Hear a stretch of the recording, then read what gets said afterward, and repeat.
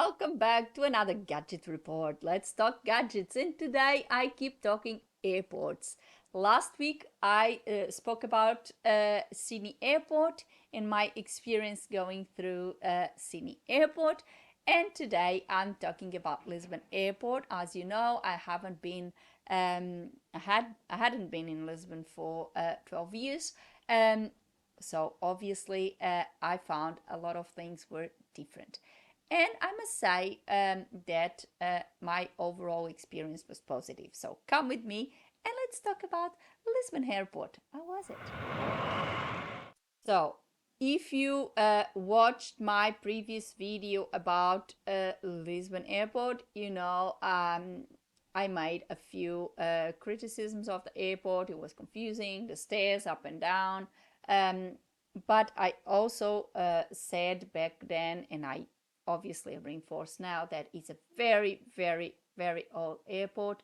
And of course, um, there's always room for improvement. And of course, with an airport that old, it's quite likely that it's not going to be um, as a brand new airport that is being built.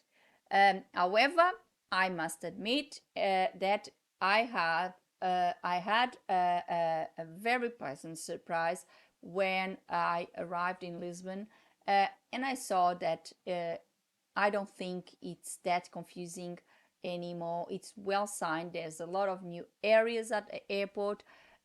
When we arrived there, our flight arrived uh, in a gate that was in a newer part of the airport. Of course, looks like it's has just been built. There's not many shops yet. There's not much development, but of course, it was easy to navigate. Toilets available, clean toilets, and I found that it was a pleasant surprise. Yes, you still have to go down and up, but instead of going upstairs like we had before, now there's escalators. You can go up or down the escalators, which is easy. Um, I thought the whole process was simple and not really complicated. The signage is really good. You can just follow the signs and everything. It's well signed and adequately um, marked up, so you know where to go and what to do. Uh, so in the immigration, you get now, passports can be scanned. Most countries have that facility in their passports, if not in all, I'm not sure. In regards to other countries, I know that both Australia and Portugal have that facility in their passports, but I'm not sure in other countries. For example, I entered Portugal as a Portuguese citizen, as a Portuguese national. So therefore, I went to the queue of Portuguese citizens. There is another queue for European citizens, and there is a queue for other nationalities. Some nationalities that have that facility, the scanning facility in their passports, um, can go through a queue where you just have to scan your passport. Others have to go and do it manually. And of course, people traveling with children need to go and do it manually because, and I explained this last week when I mentioned Sydney Airport, which has a similar arrangement, because obviously the minors can't, it's more difficult for the kids to scan the passports, etc., and therefore you will have to go and accompany the minor and do it manually. uh, it's a straightforward process. You just go in the queue. My experience, I went on the queue, the official was there, I just scanned the passport, the official said you can go, and it was uh, the queue was reasonably long, but it was moving fast. as you can imagine, you would just go there, scan the passport, and you go. Uh, I wouldn't expect it to be a long time because obviously, as a Portuguese national with a Portuguese passport, you just go scan and go. Unless there was a serious issue with my passport, I don't think I would have any issues. Um, my husband, because he had his Portuguese passport expired, and my daughter has not been registered yet. Um, they had to go on that queue to do manually. Therefore, they had to queue there. But it took them a little longer because, of course, they go with all the other countries that have to do the process manually, so it will be slightly different. But I wouldn't say it took too long. It was really, really good. Then we went to the luggage, and yes, the luggage, I would say that our luggage came in a fairly reasonable time. Uh, Takes a little to get the luggage. I understand that. We arrived around lunchtime in Lisbon, so I am not sure about the flights there. I know in Sydney, for example, the peak hours are really in the morning and in the afternoon, where all the flights arrive in the morning, and then there's another peak in the afternoon where more flights in at nights. There's some international flights arriving, but the big peak is in the morning. I'm not sure about that in Lisbon because obviously I don't live there and I'm not really familiar with the airport anymore. Um, I know they have it's a bit of a constant influx because they get all these very regular flights from all the countries in Europe, which would be equivalent to our domestic operations. And they have the international flights coming from other parts of the world. But I think it's a little distributed through the day. They don't really have a specific peak hour. I'm not sure, but obviously, if you know that, if you work at Lisbon Airport or if you have worked at Lisbon Airport, please leave us a comment below. What are the peak hours in Lisbon Airport for international flights? And I will be very, very delighted to know. So it took us a little to get the luggage. But what really took us more was the oversized luggage. I mentioned that in my previous video about Sydney Airport, and also when I did the video about Qantas. I had to bring the car seat with me because my daughter is 7 and she still needs a car seat to be able to travel in a car. So I had to take a portable car seat for her to travel in my dad's car and other cars that we had. And that cannot be dispatched in your all in your long haul luggage. It has to be dispatched in the oversized luggage. That is what really takes a long time because we were there and I waited. I can't really remember exactly, but I think it was around 20 minutes or more to get that oversized luggage, to get a seat. That is a little bit I would say, a less positive aspect, given that you have people outside, you are tired from your trip, and the people outside are also paying for parking, in case of my parents.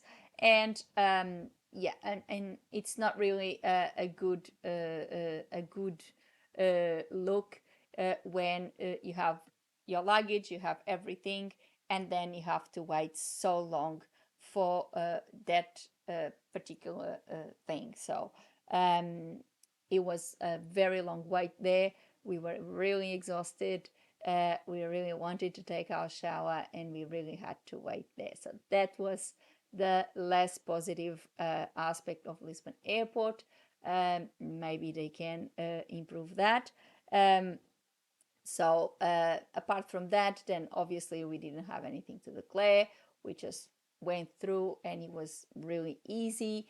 Again, the signage is not difficult at all, very easy to travel.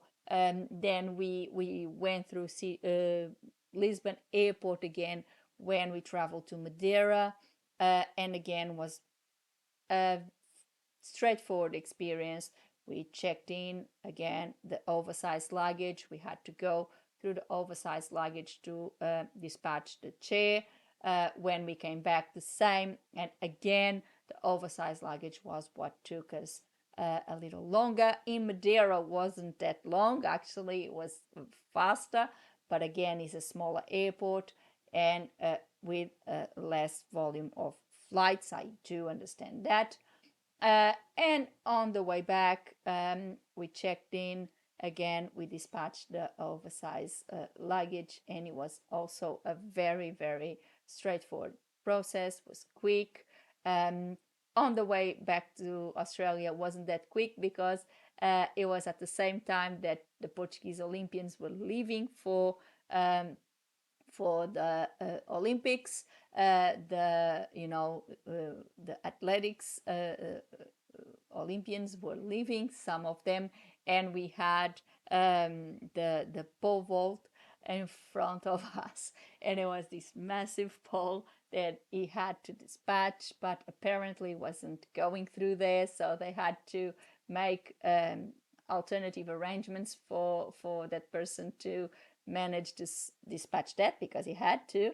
And that's why we waited a little long, but then they let us through. And it's totally understandable. It was a situation that obviously they had to deal with.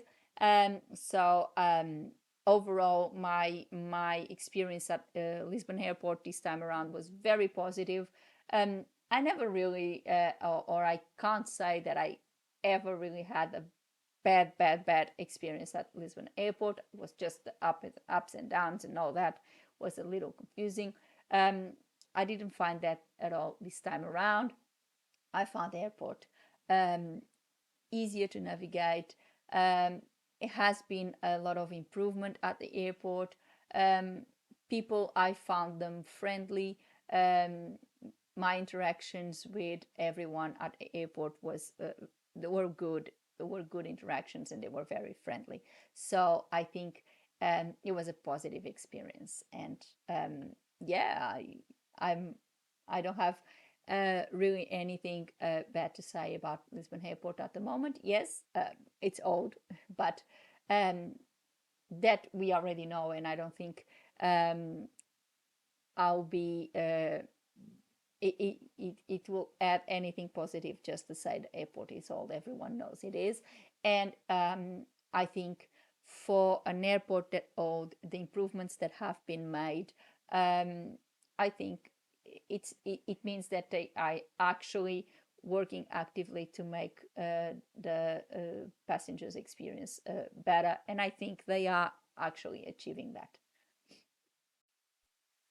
So for today, I hope you like my gadget report and you like my review of Lisbon Airport. As you know, and as I said, if you had recently been to Lisbon Airport and you want to add to this review, please leave a comment below. I'll be very happy to know your experience as well. Did you have a positive experience just like I did? Or did you have something that you would like to add, either positive or negative? Um, Let me know on the comments below. Again, it was a very, very positive thing.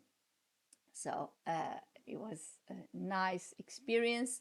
And obviously, being an old airport, there's always a little challenge, but I think they've done a very good work, very good job at minimizing those ups and downs and that kind of confusing part that used to be. Uh, as a subscriber, I've been noticing that I have my channel has grown a fair bit. I thank you everyone for supporting my channel and for watching my videos. I'm very, very happy that you are watching my videos and you are supporting my channel. But I noticed that a lot of my viewers um, watch my videos but do not subscribe my channel, and that is a very important part for my channel to grow. So I would like to ask you all to please subscribe my channel, so YouTube helps you get more and more videos, and YouTube also um, gives my videos or shows my videos to more people, suggests it to more people, and helps me grow the channel even more. So I would like to ask that. I would also like to ask you to um, share my videos, because then they will reach more people and maybe more subscribers. So share. I think it's also very good if you do. And you know, the usual thing, leave me a comment below. If you have any subject that you would like me to talk about in this gadget report, just mention, please. I will be very happy to accommodate. Um, and put a like on the video, and again, subscribe the channel with a little click on the bell so you get a notification of a new gadget report every week. Before I go, I would like to thank you all for watching. See you next week. Thank you. Bye.